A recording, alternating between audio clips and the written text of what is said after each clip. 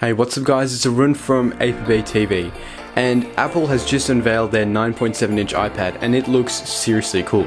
It's only like $397 and you're getting basically the same specs as the iPhone 6s, which is kind of nuts for the price. But that also means that one of their really cool iPads is now flying right under the radar, and that is the iPad Air 2. So today I'm going to be reviewing this guy in 2017 and seeing whether it's worth any money anymore or if it's just basically obsolete. So as with all of my other reviews, I've split up this iPad's capabilities into 4 separate categories: design, speed, camera, and games. So let's see how this iPad does in all of those categories. Kicking things off with design, this iPad was released back in 2014 and it's got a pretty slick looking design even for modern day. Taking a look at the iPad right from the bottom, you can see both of the speaker grills and the lightning port right in the center. Turning the iPad on the left hand side and you can see it's completely bare. If you get the LTE model, you'll probably have a SIM eject tray over here. On the top of the iPad you have a headphone jack and an on-off switch. On the right hand side of the iPad you can see 2 volume rockers and a microphone. Now there is no lock rotation switch or a mute switch on this iPad, so all of these features will be controlled through the control center from a swipe up from the bottom. On the back of the iPad you can see its 8 megapixel camera. At the bottom of the iPad we have the Touch ID home button.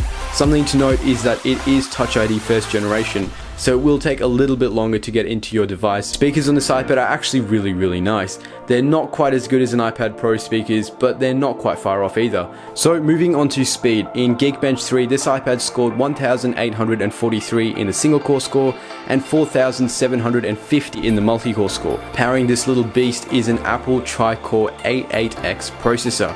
This guy's clocked in at 1.5 GHz and is capable of handling basically everything on the App Store. It's also got 2 GB of RAM, and I have to say that really comes in handy. As well as the A8X processor, this iPad also has an M8 Motion Core processor, so you can tell the difference between walking, running, in a car, on a plane, or even on a ship.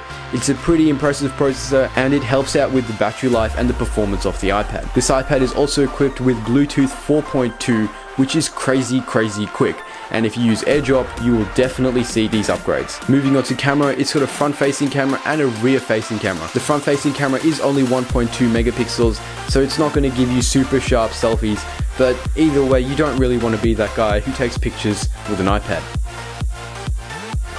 As far as the back camera goes, this iPad basically has the same camera as the iPhone 5s.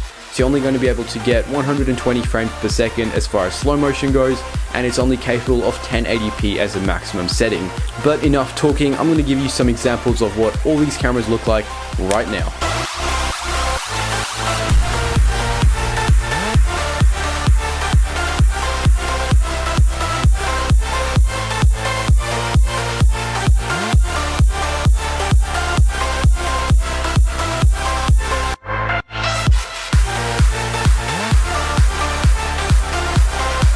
Moving on to games, I've used heaps and heaps of games on this iPad and there's been literally nothing that's slowed down. But for you guys, I'm going to be playing Injustice, Bullet Force, and Radiation Island. So kicking things off with Bullet Force, I'm playing out on maximum settings and there's literally no drops in frames. The gameplay experience is smooth and crisp and I didn't find any slowdown whatsoever. Moving on to Radiation Island and you're getting a near to perfect experience. It's got heaps of water reflections and the fog in the mist in the trees looks absolutely nuts. This is a great game by the way guys, so if you haven't played it yet, I recommend checking out Radiation Island. Moving finally on to Injustice.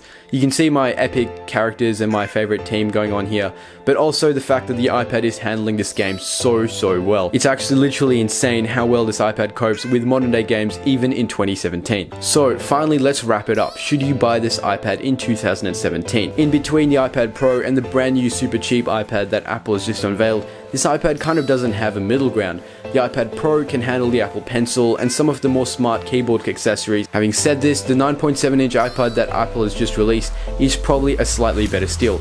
So go ahead and do your research, see which one you can find for a better value for your money, and then make your decision from there. Anyway guys, I hope you enjoyed this review, and if you did, please drop a like down below and subscribe to the channel if you haven't already. And as always, I'll catch you all in the next one.